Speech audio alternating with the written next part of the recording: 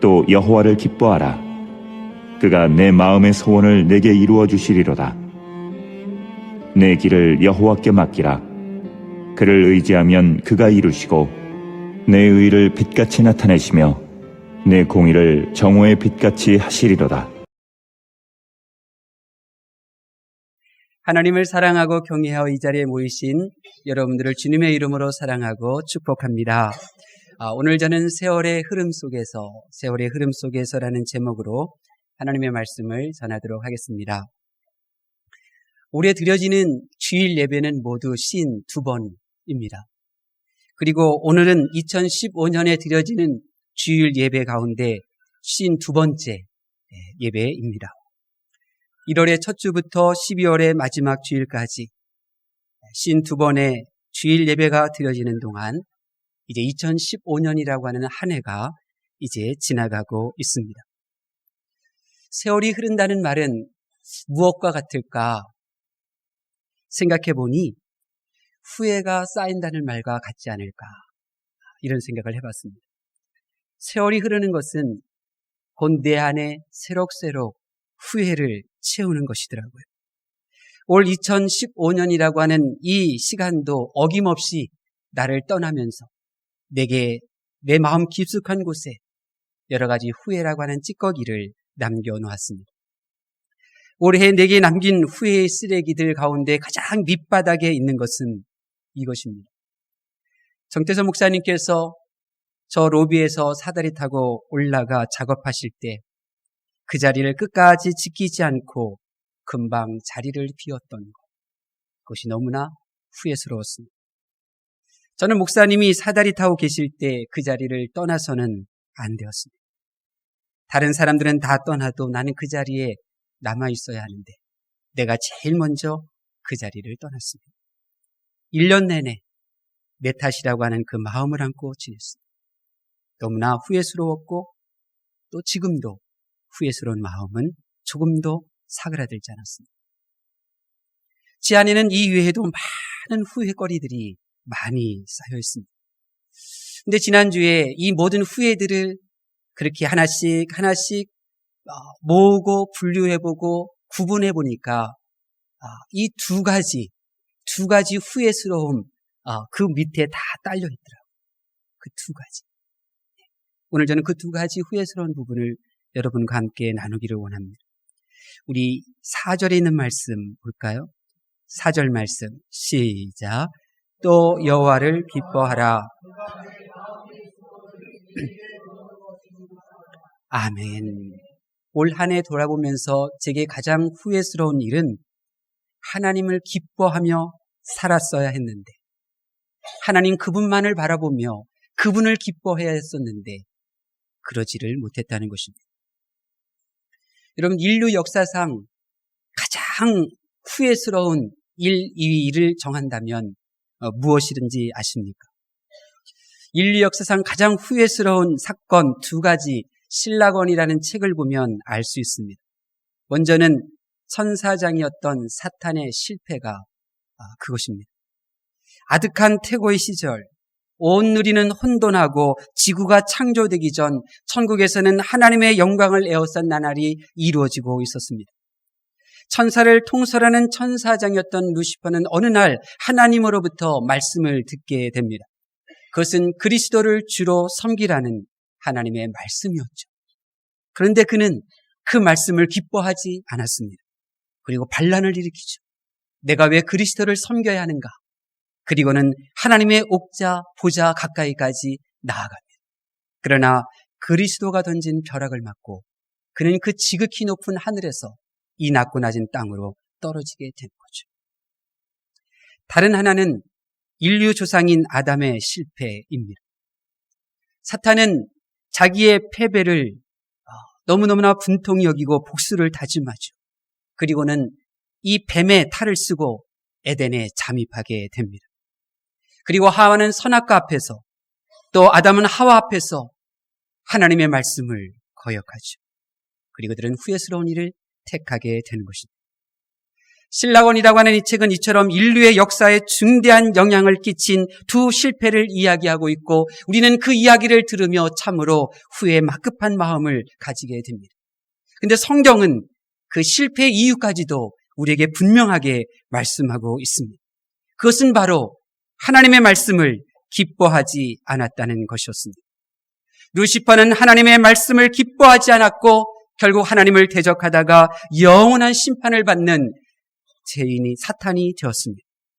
사람은 하나님의 말씀 선악과를 먹지 말란 하나님의 말씀을 기뻐하지 않고 선악과를 먹었다가 평생토록 후회할 일, 후손들에게 후회할 그 행동을 저지르게 된 것입니다. 저는 바울 사도가 참 연구의 대상입니다. 바울 사도가 어떤 사람이었느냐면 천국을 3번씩이나 다녀온 사람 아닙니까? 바울은 천국을 3번이나 경험했기 때문에 천국은 누가 들어가는지를 눈으로 본 사람입니다. 그래서 저는 바울 사도에 대해서 많이 생각하고 묵상을 합니다. 지금도 그 깨달음 가운데 하나를 여러분에게 나누는 것입니다. 여러분, 왜 천국을 3번씩이나 경험했던 바울 사도가 항상 기뻐하라고 말씀하셨는지를 아십니까? 하나님이 기뻐하지 않는 인생은 영원토록 기뻐할 수 없다는 것을 바울 사도는 경험했기 때문입니다. 바울 사도가 경험한 천국은 오직 나를 창조하신 아버지 하나님 그 한 분만을 기뻐하는 이들만 거하는 곳임을 그는 눈으로 보았습니다. 바울 사도가 3번씩이나 보았던 천국은 오직 날 위하여 십자가에 못 박혀 죽으시고 부활하신 예수님, 그 예수님 한 분만으로 기뻐할 줄 아는 이들만 거하는 곳임을 똑똑히 보았던 것입니다. 그렇습니다. 천국은 하나님, 예수님, 성령 하나님만으로 기뻐할 줄 아는 성도들이 머무는 곳입니다. 천국은 하나님, 예수님, 성령님 말고도 다른 것으로 기뻐하는 사람은 결코 들어갈 수 없는 것입니다. 그래서 바울 사도는 우리 온 교회와 성도들을 향하여 항상 기뻐하라고, 하나님 한 분, 오직 예수 그리스도, 오직 성령 하나님 때문에 기뻐하는 삶을 살라고 우리에게 권면하고 있는 것입니다. 신앙생활은 바로 이런 것입니다. 하나님이 아닌 이 세상의 것으로 기뻐하던 나, 하나님으로 기뻐할 줄 모르고 이 세상의 것으로 기뻐하며 살던 이 나를 오직 하나님 한 분만으로 기뻐하는 그런 성도로 만들어가는 것, 이것이 바로 신앙생활인 것입니다. 교회 생활도 마찬가지입니다. 예수님 없이도 기뻐하며 살았습니다. 예수님 말고도 내가 기뻐하는 것들이 너무나 많았습니다. 그런데 다른 것 다 없어도 예수님만 있으면 기뻐할 수 있는 사람이 되어가는 것, 이것이 바로 저와 여러분이 교회 생활을 하는 이유인 것입니다. 만약 여러분이 신앙을 가지고 교회 생활을 하여도 하나님만으로 기뻐할 수 없다면, 여러분이 교회 생활을 하고 신앙생활을 하면서 많은 헌신을 한다 할지라도 오직 예수 그리스도만으로 기뻐하지 못한다면 여러분은 정말 비참한 자입니다. 불쌍한 자입니다. 저는 올 한 해 많이 기뻐하였습니다. 내게 즐거운 일들이 너무나 많았어요. 우리 예은이 얘기할까요? 예은이는 집에서 강사모하고 거실에서 엄청 놀아요. 근데 내가 예은아 놀아줄까 하면 1분도 안 돼서 늑대 왔어 하고 침대로 뛰어들어가요.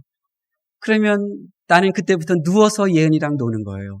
늑대가 갔을까 안 갔을까, 갔을까 안 갔을까. 나는 편하게 누워서 놀다가 잠자요. 너무 기뻐요. 즐거웠어요.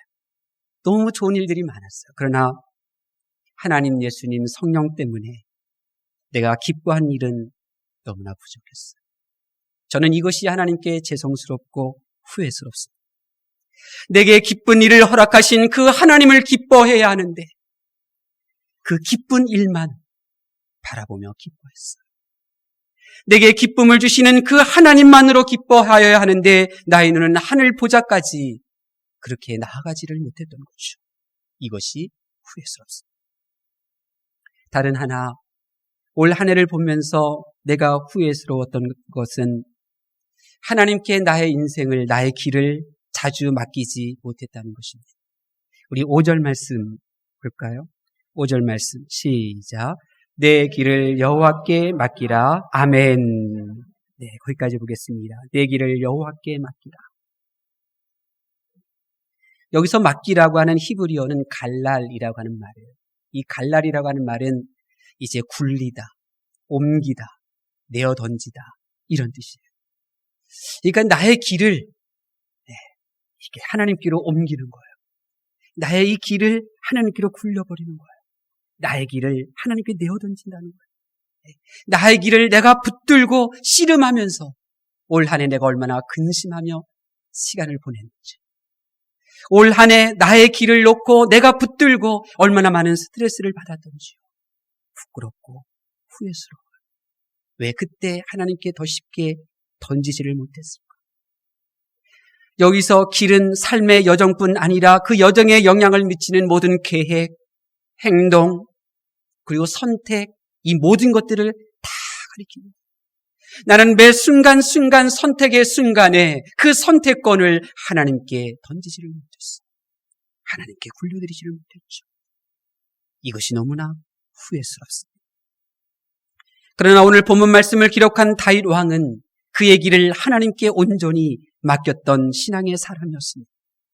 어느 날 위대한 선지자 사무엘 선지자가 집에 온다는 소식이 들렸어요.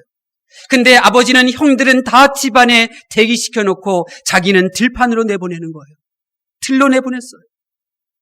사무엘 선지자는 집을 향하여 오는데 다윗은 그 집을 떠나 들로 가고 있어요. 그때 다윗은 자기의 길을 온전히 하나님께 맡겨드렸습니다.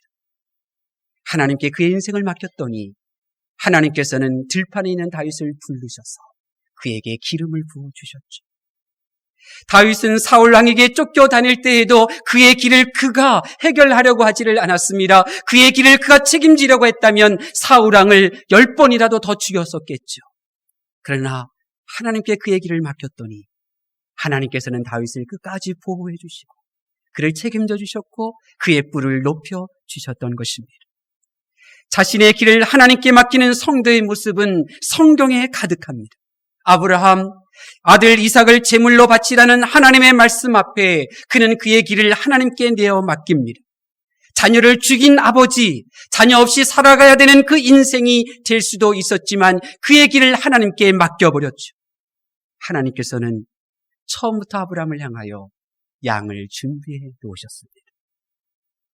이삭, 흉년이 들어 모든 사람이 살아보겠다고 이주할 때에도 하나님께서 머무르라 하시니 그 말씀 의지하여 그 가뭄의 땅, 비가 내리지 않는 그 가난의 땅에 머무르며 메마른 땅, 먼지가 풀리는 땅에 씨앗을 뿌리며 그 씨앗의 열매까지 하나님께 맡겨버리죠. 1년 후에 하나님께서는 그 땅에서 100배의 결실을 얻도록 이삭에게 물질의 복을 허락해 주십니다. 하나님의 사람들 다 그와 같습니다. 서슬퍼런 아합 왕의 통치 앞에서도 그의 인생을 온전히 하나님께 맡겼던 하나님의 사람, 하나님께서는 그에게 까마귀를 보내서 그의 음식을, 그의 양식을 해결해 주시는 것입니다. 다니엘, 그도 그의 인생을 하나님께 맡겼더니 포로로 잡혀갔으나 궁궐에서 공부하였고 하나님께 기도하면 사자굴에 던져진다는 법령이 발표되어도 그의 길을 하나님께 맡겼더니 하나님께서는 그를 사자굴 속에서도 건져주셨던 것입니다. 하나님께 여러분의 길을 맡기면 하나님께서 그 길을 책임져 주시는 줄로 믿습니다. 하나님께서는 그분의 자녀들이 하나님께 그들의 인생을 맡기고 살면 반드시 책임져 주시는 분임을 저는 성경을 통하여 알고 있습니다. 반면에 성경은 하나님께 자신의 길을 맡기지 않는 실패한 인생들도 소개하고 있죠. 사울 왕은 아멜렉과의 전쟁을 앞두고 하나님께 맡기지 못했습니다. 자기가 뭔가 해야겠다고 생각했죠.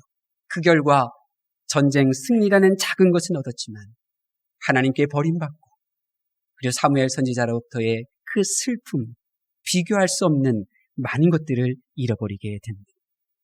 이처럼 하나님께 맡기지 못하는 모습들은 실패할 것을 두렵기 때문이고 자신을 과시하고 싶은 욕망 때문이기도 하고 그리고 지금 있는 것을 지켜보려고 하는 어리석음 때문인데 저는 올 한 해 이와 같은 어리석음과 미련함과 욕심 때문에 하나님께 맡기지 못하고 내가 뭔가 해보려고 하다가 염려하고 불안해하고 또 좌절하고 낙심하는, 그리고 그 무거운 책임감 앞에 허덕대는 모습을 하나님 앞에 너무 자주 보여드린 것이 부끄럽고 후회스러운 것입니다. 여러분, 요즘 유행하는 백세 인생이라고 하는 노래가 있습니다. 2절 가사에 보면 이런 가사가 있죠. 80세의 천국에서 또 데리러 오거든 자존심 상해서 못 간다고 전해라. 제가 정말 한번 멋지게 뽑아드리고 싶지만 악보까지 뽑아놓고 연습은 했는데 기회가 있겠죠. 여러분, 올 한 해 저는 나의 인생길에, 나의 미래, 내가 선택 한번 제대로 하나님께 맡긴 적 없어 이 세상 떠난다는 것이 너무나 자존심 상합니다. 정말 올해는 사탄에게 보란듯이 하나님께 내 길 맡기고 싶었습니다. 하지만 올해도 하나님을 의지한다 하면서도 내 길을 온전히 맡겨보지 못했더라고요. 이처럼 하나님을 기뻐하지도 하나님께 온전히 맡기지도 못한 후회가 나를 덮쳤습니다. 무엇으로 이 후회를 떨쳐버릴 수 있을까요? 저는 지난주 후회스러움을 안고 제가 할 수 있는 곳, 내가 찾아갈 수 있는 곳, 이곳에 나와 하나님 앞에 엎드려 나를 부각교회로 부르신 하나님의 섭리를 생각하게 되었습니다. 우리를 이곳으로 부르신 하나님의 섭리가 무엇입니까? 우상의 골짜기에 부각교회를 세우신 하나님의 섭리가 무엇일까요? 나를 바라보고 사람을 바라보고 환경을 바라보며 멈추지 않는 후회와 한숨으로 살아가는 우리를 오직 하나님 한 분 때문에, 오직 날 구원하신 구주 예수 그리스도 때문에 기뻐할 수 있는 믿음의 사람 되라고 이곳에 부학교를 세우셨고 이곳에 저와 여러분을 부르신 줄로 믿습니다. 내가 해야 하고 나 아니면 안 되는 줄 알고 노심초사하고 불안해하고 두려워하고 끊임없는 염려와 근심 가운데 살던 나에게 온전히 하나님께 맡겨서 하나님의 방법으로 쉼을 누리는 인생을 살라고 하나님께서 우리 부학교를 세우셨고 저와 여러분을 이끄신 줄로 믿습니다. 저는 우리 부학교를 향한 하나님의 섭리를 생각함으로 다시 위로받을 수 있었고 일어날 수 있었습니다. 하나님의 말씀을 경청하는 성도 여러분, 여러분에게 묻고 싶습니다. 이제 2015년도 마지막 주일 예배를 보내면서 여러분에게는 후회스러운 일이 없으십니까? 여러분은 올 한 해 하나님만으로 기뻐하셨습니까? 아니면 눈에 보이고 귀에 들려지는 일로 인하여 염려하고 그렇게 사셨습니까? 여러분은 여러분의 일을 하나님께 맡기셨습니까? 아니면 여러분의 길을 여러분이 책임지기 위하여 노심초사하고 그렇게 애쓰며 사셨습니까? 여러분은 올 한 해 하나님을 기뻐하며 살기보다는 하나님 위의 것을 기뻐하며 산 그 모습이 후회스럽지 않습니까? 여러분은 올 한 해를 보내면서 내 길을 하나님께 맡기기보다는 내가 껴안고 지냈던 그러한 시간들이 뉘우침이 없습니까? 우리는 2016년을 이런 후회스러움을 가지고 맞이할 수 없습니다. 반드시 올 한 해의 후회를 떨쳐버리고 2016년 새해를 맞이해야 합니다. 아무리 새해가 시작된다 할지라도 후회 가득한 마음으로 새해를 맞이한다면 올해와 다를 바 없는 후회 가득한 또 다른 한 해를 맞이하게 될 뿐입니다. 올해의 후회 가득한 마음을 비우려면 어떻게 해야 할까요? 여러분이 올 한 해의 후회를 모두 비워버리고 그리고 2016년도를 하나님을 향한 믿음을 가지고 시작하시려면 이렇게 하셔야 합니다. 송구영신 예배에 참석하시기를 바랍니다. 금주 목요일 밤 11시에 시작되는 송구영신 예배를 통하여 2015년도를 보내시고 새해를 맞이하십시오. 한 분도 빠짐없이 참석하십시오. 여러분의 배우자, 여러분의 자녀와 함께 참석하실 수 있기를 바랍니다. 그래서 십자가의 주님을 만나 그 십자가 앞에 올해 저지른 모든 부끄러운 후회를 다 내려놓으시고 그 십자가 앞에서 나를 도와주시고 그리고 나와 함께 하시는 그 하나님의 손을 붙잡고 다시 일어서실 수 있기를 바랍니다. 우리의 인생의 연약함에서는 후회들 그리고 새해 우리의 모든 마음속의 계획들, 경영들은 오직 하나님께서 해결해 주시고 성취시켜 주실 줄로 믿습니다. 저는 믿어요. 한 해의 후회를 주님의 십자가 앞에 내려놓으며 그 십자가 앞에서 새해를 하나님과 더불어 시작하려고 하는 여러분의 그 믿음 위에 하나님께서 복을 주실 줄로 믿습니다. 먼저는 여러분의 마음의 소원을 들어주실 것입니다. 새해를 맞이하여 품는 여러분의 소원을 하나님께서는 이루어 주실 것입니다. 새해와 함께 시작할 어떤 일이든지 여러분의 일을 하나님의 일처럼 여기시고 하나님께서 친히 그 일을 성취시켜 주실 줄로 믿습니다. 또한 여러분의 믿음이 빛같이 빛나게 될 것입니다. 여러분의 신앙이 정오의 햇빛과 같이 찬란하게 2016년도를 비추게 될 것이며 여러분의 그 믿음을 통하여 믿음의 일들이 여러분의 삶의 자리자리에서 일어나게 될 줄로 믿습니다. 부디 새해가 그러한 새해가 될 수 있도록 이번 송구영신 예배에 다 함께 나오셔서 예배를 올려드릴 수 있기를 바랍니다. 기도하겠습니다.